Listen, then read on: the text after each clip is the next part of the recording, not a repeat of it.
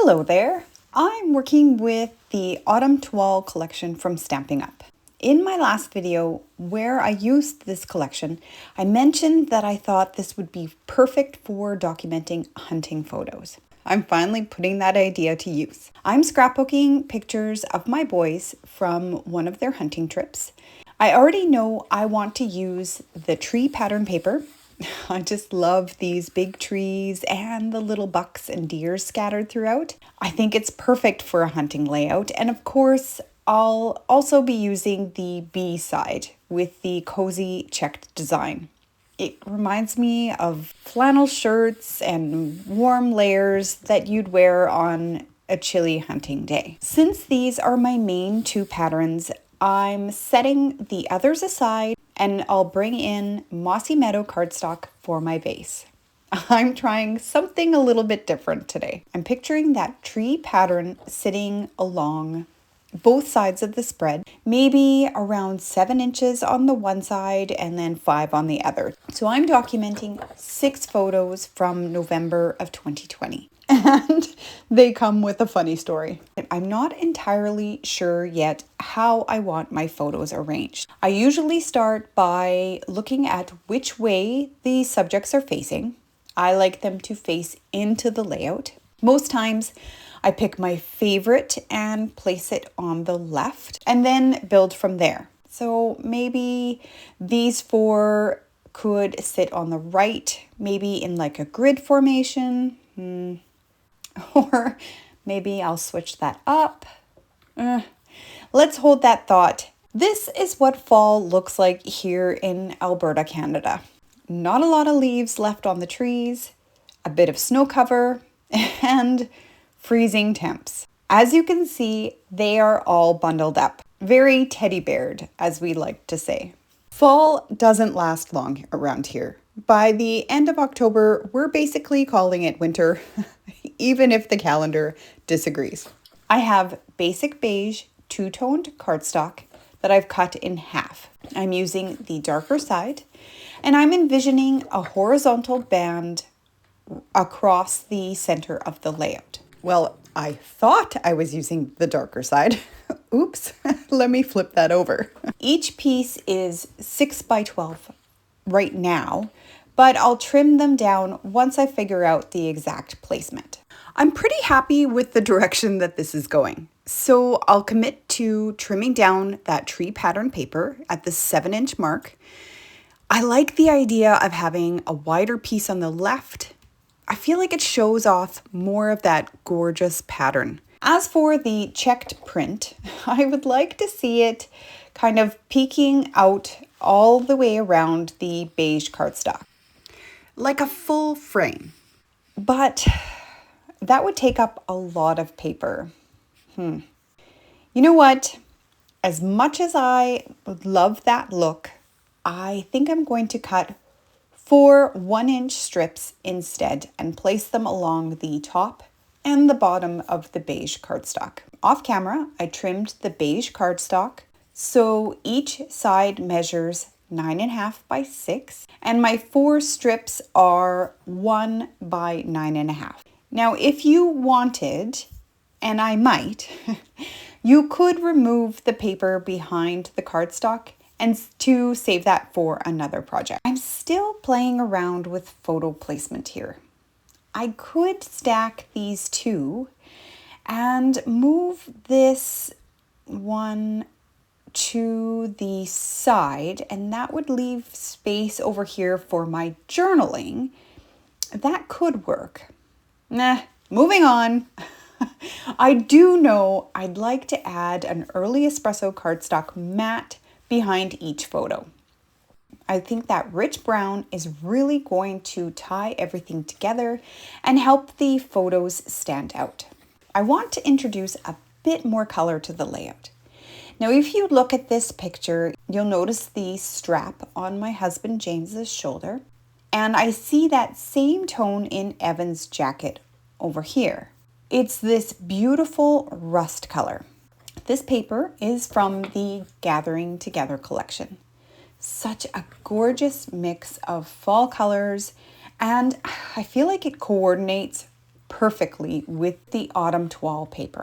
And with the magic of editing, I now have a mat for this photo. And to repeat that pattern onto the right, I cut another down for the picture of Evan as well. That pop of color is exactly what this layout needed. Now, I'm still not completely happy with the photo configuration. I think it's the picture of Aiden, my eldest. It just feels a little small for the space. I reprinted it in 4x4 and I gave it the same brown mat as the rest. And you know what? I like that much better. Now, if I bring this 3x4 landscape photo over to the left, maybe overlapping the photos, or I guess it could, it could sit underneath this one, it feels more balanced. Sometimes a little rearranging or adjusting the size of a photo is all it takes. And then on the right side, let's take away that journaling block for now and move this photo so it overlaps with these other two. Okay, this is working for me now. Before I get too much further into this process, I'm going to pause to ink the edges with early espresso ink and a sponge. This is something I always do. It really defines the layers and gives the page this nice finished look. It can take a few minutes, but in my opinion, it's totally worth it. So a little about the pictures. Every year, my husband James and our boys, Aiden and Evan, spend time in the great outdoors hunting. Not just for the catch, but for the experience as a family. This day, they headed out to my parents' farm, just a short drive from home.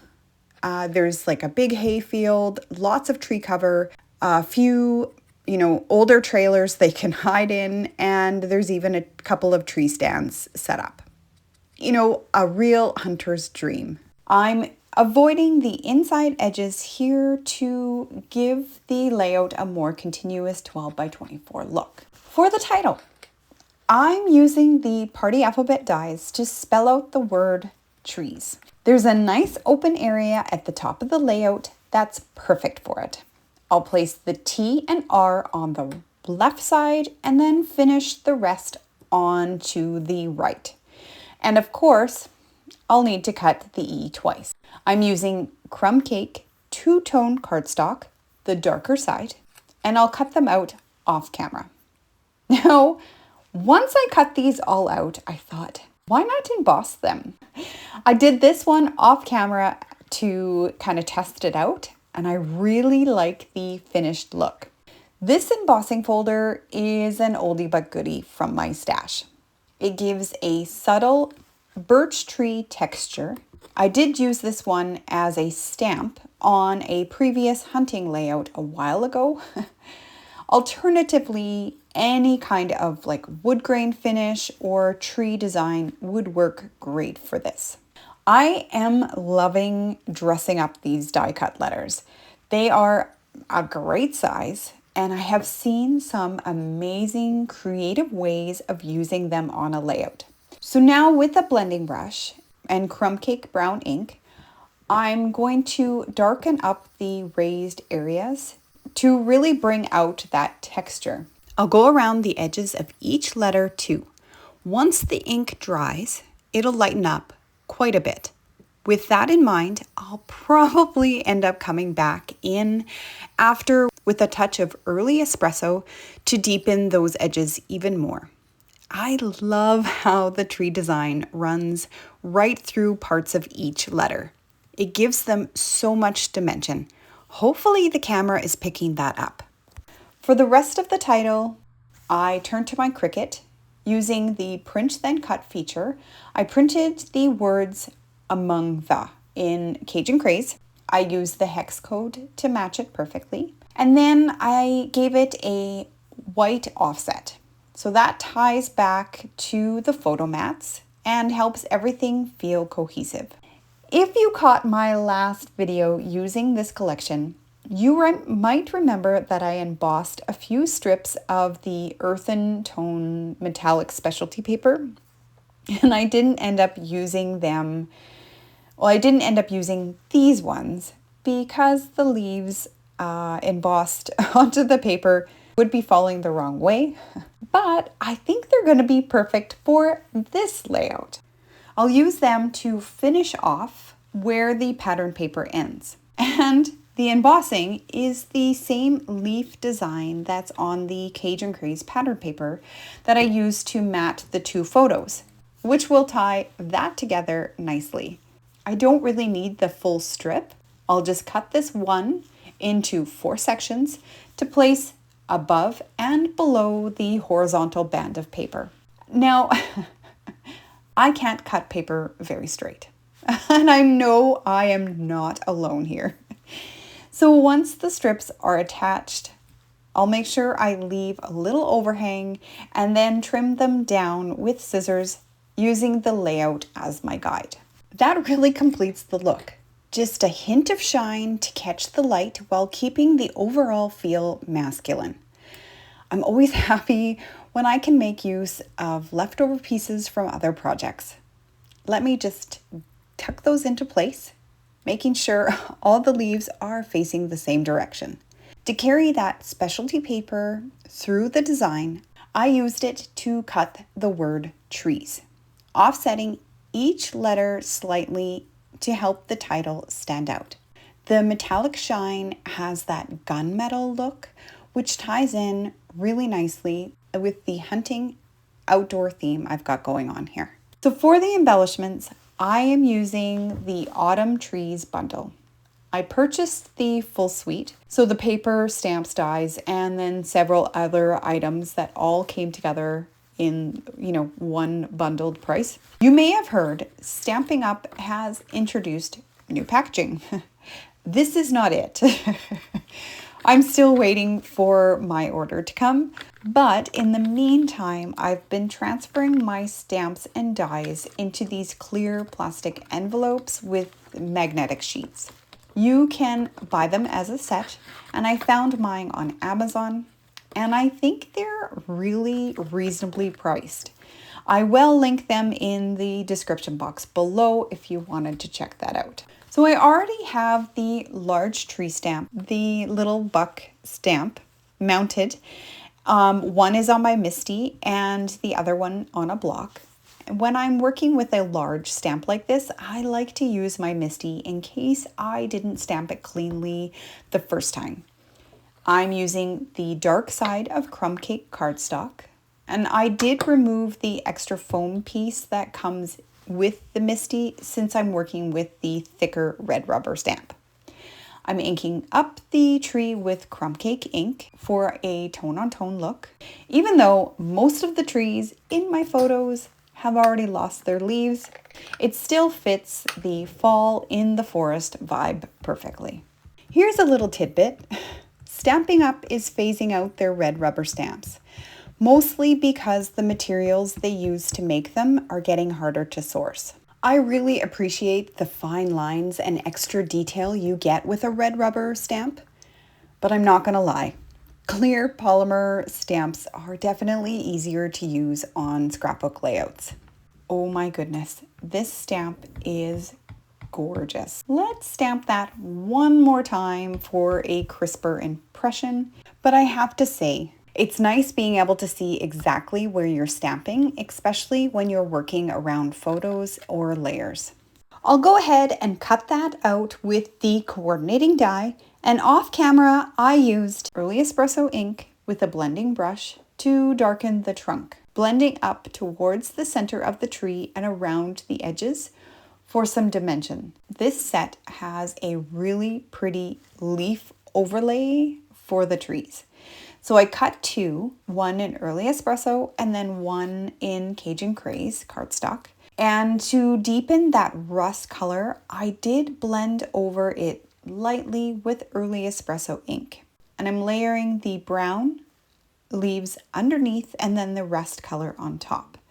And I really like how that looks. The lower right corner feels like a great home for this tree. I stamped and die cut the buck on both crumb cake and white cardstock using early espresso ink for both, just to see which one I'd like better. and I'll leave them both here with the tree for now while I think about it. I do enjoy adding touches of white to my layouts whenever I can. Now, normally I use white cardstock for my base pages, but since I switched things up this time, the pops of white here and there help the layout stay light and balanced. Another standalone die in this set has deer, some grasses, and a rock.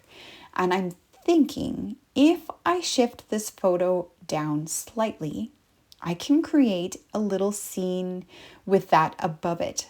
I cut it from the darker side of crumb cake cardstock. This die does not cut the bottom edge, so I just trimmed it straight across with my scissors. I didn't want the bottom portion too tall because I have a layering idea in mind for this piece. I did use a blending brush with crumb cake ink to darken up the upper areas, giving it a bit of a shadowed look.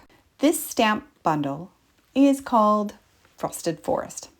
Sadly, it's retired now and no longer available, but it includes this really neat standalone die that cuts a snowbank with some bare trees. So I cut that out of white cardstock and I blended early espresso and crumb cake ink over the trees to make them a brown color, and then I blended from dark brown at the trunks, then lighter brown at the tips of the trees. I'm layering that behind the deer to create a little snowy forest scene like in the photos.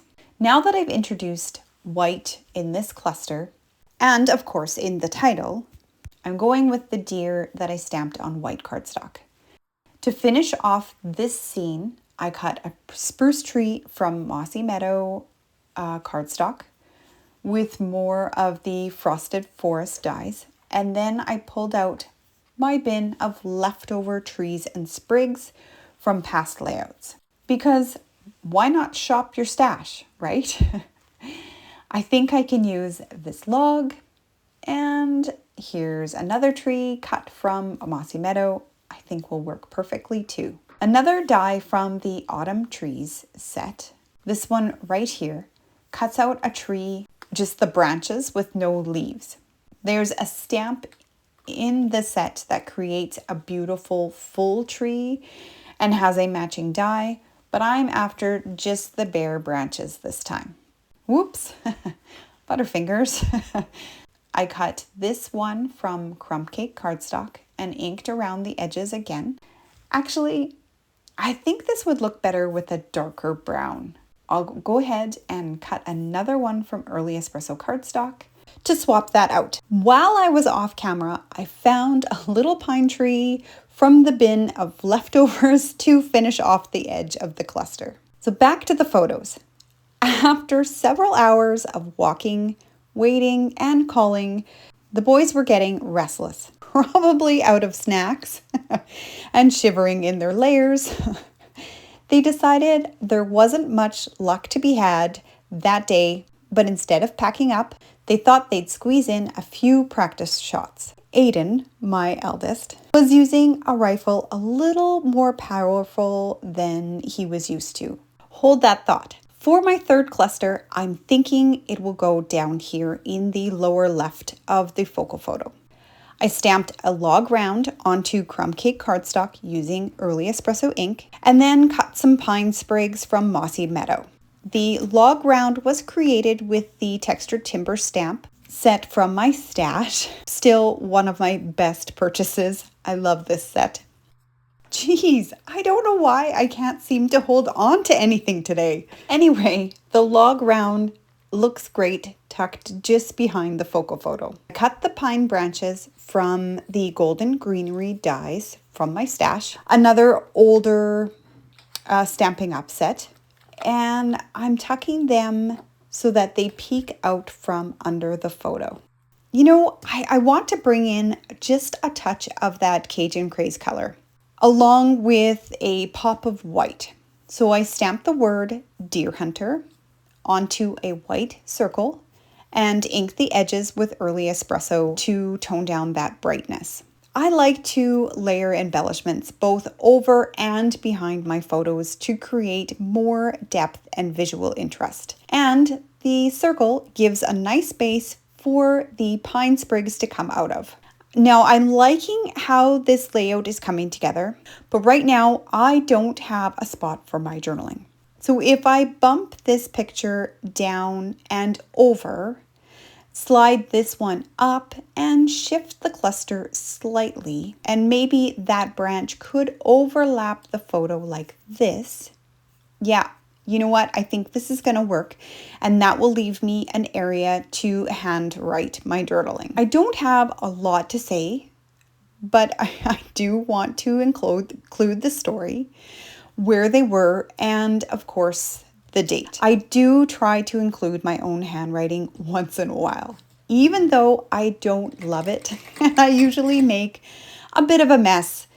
I'm going to give it a go anyway. Using a T-square ruler, I'm drawing a few pencil lines first to help keep my writing straight. I'll write it out in pencil to make sure that it fits the space, and then I'll go over it with a fine tip journaling pen. I'll do this part off camera though, because it's usually a bit of a process. Before I do that, I'll share the rest of the story behind the photos.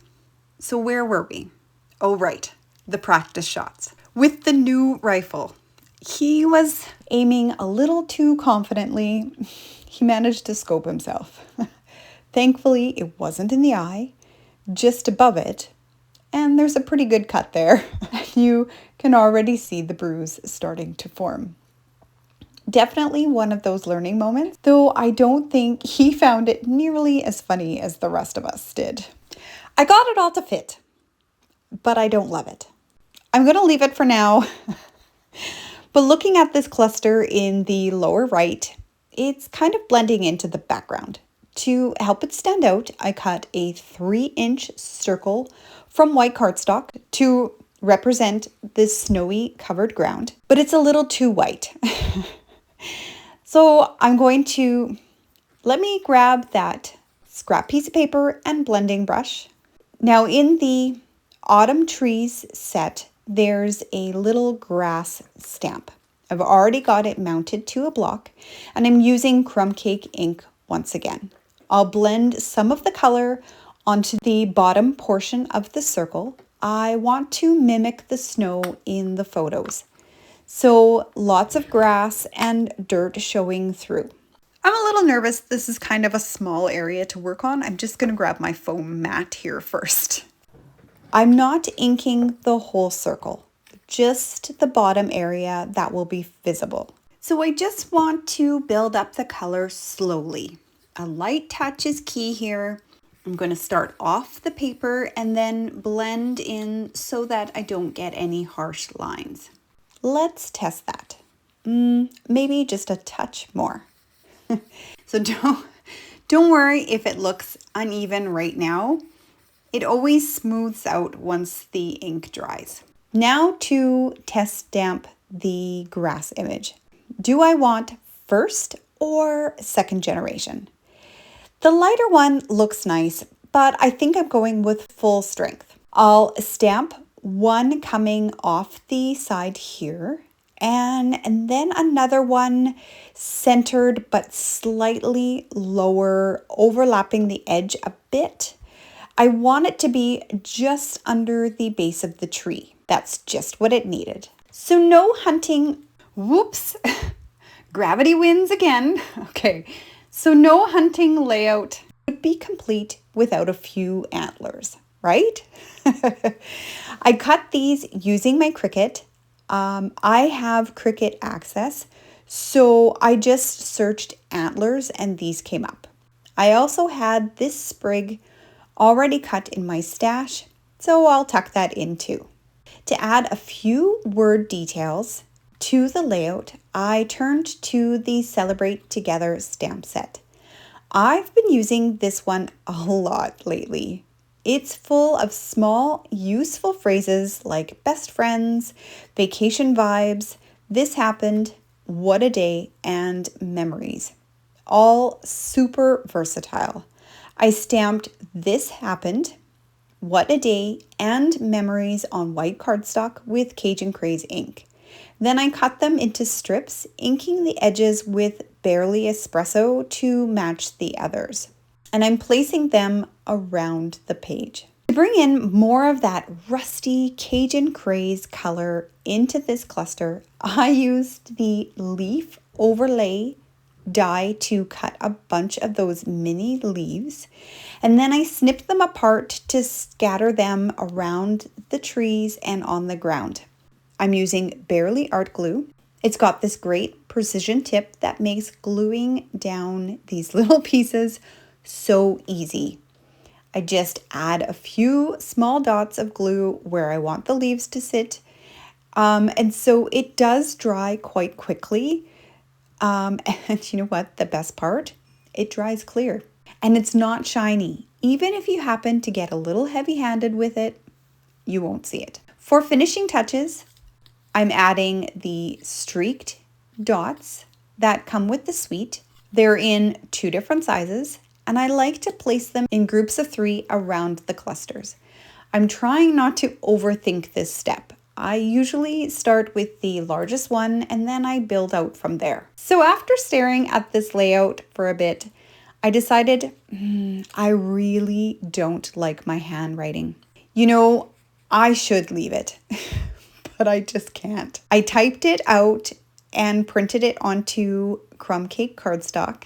I ran it through the printer by attaching it to an 8.5 by 11 sheet of coffee paper first, and I'll tape that into place right over my handwriting, and no one will ever know. Now the branches can sit over the new journaling block, and with some strategic photo placement, I can hide the seam. This photo covers the one corner, and the bottom photo hides the rest. And then this word strip, Memories, finishes off perfectly. And I'll glue all that back down. And there we go, another one of our secrets. One more little add-on, a pair of stamped pine cones layered under the word Deer Hunter on the circle for some added texture. And you'll see that in the still shots over on Instagram. I did some ink blending on the white offset around the title to kind of tone down that crisp white. This cluster here with all the layered pieces and now the typed journaling works so much better now. At least I think so.